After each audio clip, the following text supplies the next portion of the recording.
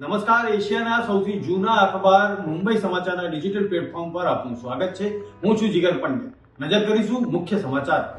ભારતીય team victory parade માટે marine drive પહોંચી ત્યારે મોટી સંખ્યામાં ભારતીય ટીમના ચાહકો ઉમટી પડ્યા હતા.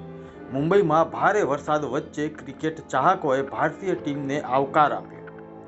સૌ ભારતીય ટીમની વિક્ટરી પરેડના સાક્ષી બન્યા હતા. છેલ્લા એક સપ્તાહમાં સિંગતેલના ભાવમાં ડબ્બે 70 રૂપિયાનો વધારો નોંધાયો છે. અષાઢી બીજ અને સાતમ આઠમ તહેવારના પૂર્વે ખાદ્ય તેલ મોંઘું થયું છે. તેથી સામાન્ય પરિવારોની ચિંતામાં વધારો થયો છે. ઓફ સિઝન હોવા છતાં ખાદ્ય તેલના ભાવમાં વધારો નોંધાયો છે. સિંગતેલનો 15 કિલો ડબ્બો 2580 થી વધીને રૂપિયા 2650 થયો છે. સિંગતેલમાં સતત તેજીનો માહોલ જોવા મળી રહ્યો છે. વરસાદને લઈ લીલા શાકભાજીની આવકમાં થયો છે ઘટાડો. બજારમાં ફ્લાવરનો ભાવ કિલોએ રૂપિયા 100 પર પહોંચ્યો છે, જ્યારે ટામેટાનો ભાવ પ્રતિ કિલોએ 100 થયો છે. વરસાદ પછી ખેતરોમાં પાણી ભરાયા હોવાથી શાકભાજીની આવકમાં મોટો ઘટાડો નોંધાયો છે. ગાંધીના ગુજરાતમાં દારૂની મહેફિલ માણતા 3 એસટી કર્મચારીઓને ફરજ મુક્ત કરાયા છે. અંબાજી એસટી ડેપોના કર્મચારીઓના વિદાય સમારંભ બાદ દારૂની મહેફિલ માણતા હતા આ કર્મચારીઓ. વિદાય સમારંભ બાદ ધોરી ગામ પાસે પાવઠી ખાતે જઈને દારૂ અને ચણખાની મજા માણી હતી. વિડીયો સોશિયલ મીડિયામાં વાયરલ થતાં આ કર્મચારીઓ સામે પગલાં લેવાયા છે. ગુજરાતમાં હવામાન વિભાગની આગાહીને પગલે તંત્ર એલર્ટ છે. રાજકોટમાં એનડીઆરએફની ટીમને સ્ટેન્ડ બાય રાખવામાં આવી છે, જેથી કોઈ પણ પરિસ્થિતિમાં મદદ માટે રાજકોટથી સૌરાષ્ટ્રમાં જ્યાં જરૂર પડશે ત્યાં મોકલાશે.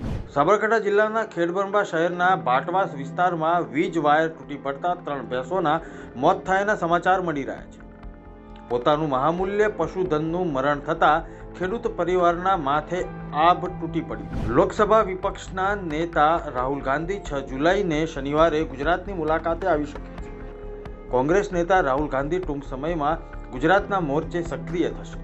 સદનમાં ભાજપને ગુજરાતમાં હરાવવાનો ખુલ્લો પડકાર ફેંક્યો. રાહુલ ગાંધી ગુજરાતની મુલાકાત દરમિયાન ધરપકડ કરાયેલા કાર્યકર્તાઓ સાથે વાતચીત કરશે. આસામમાં પૂરને કારણે 28 જિલ્લાના 2500 ગામડાઓ જળમગ્ન થયા છે, જેને કારણે 11.34 લાખ લોકોને અસર થઈ છે. આસામ દર વર્ષની જેમ આ વર્ષે પણ બ્રહ્મપુત્રા નદીનો પ્રકોપનો સામનો કરી રહ્યું છે.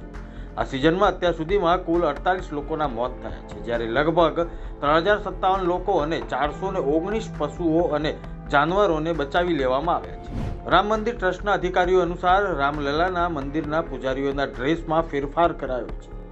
અત્યાર સુધી ગર્ભગૃહમાં પૂજારીઓએ ભગવા વસ્ત્રમાં જોવા મળતા હતા. ભગવા રંગનો કુર્તો, ધોતી અને પાઘડીનો સમાવેશ થતો હતો. જોકે હવે પૂજારીઓએ પીળા રંગના કુર્તા, ધોતી, પાઘડી પહેરવાનું શરૂ કર્યું છે.